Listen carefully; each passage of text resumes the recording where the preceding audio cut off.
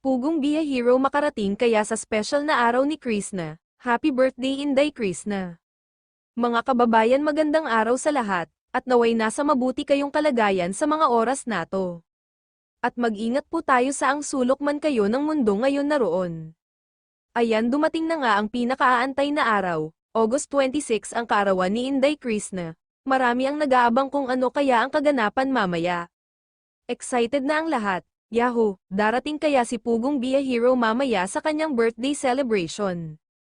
Noong nakaraang araw may upload si Pugong Be a Hero sa kanyang Facebook page.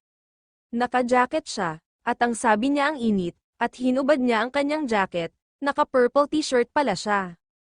At ang galon na nasa tabi niya purple din pati baunan ng tubig tapos napangiti siya.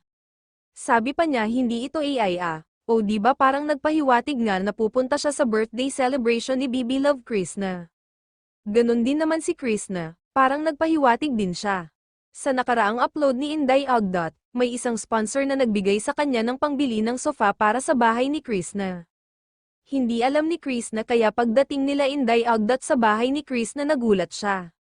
Hindi niya alam na bibili ng sofa si Inday Ogdot. At ang ganda ng napili ni Inday Ogdot, gusto ko rin ganon na style at kulay ng sofa, yay amanin. Pero ayaw magpakilala kung sino ang nagbigay kahit kay Krishna, parang ayaw din ipaalam, sino kaya siya.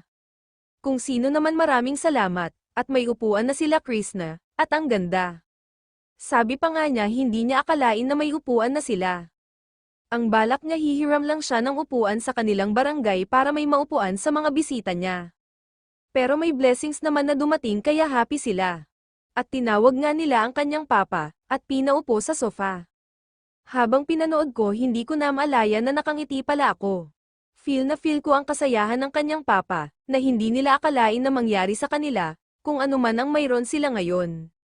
Sabi pa ni Krishna, na makaupo lang sila sa ganun na upuan, sa mga bahay na yay amanin na kanilang napupuntahan. Pero ngayon may sarili na silang upuan na yay amanin, di ba?